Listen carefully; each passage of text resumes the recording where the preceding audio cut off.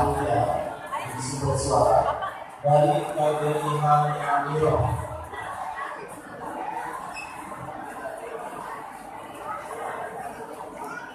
Kemudian kepada Andris Torik, sekali lagi kepada Bapak Petro Panggi dan Bapak Andris Torik agar segera menuju ke sumber suara untuk bertemu dengan panitia sekarang juga.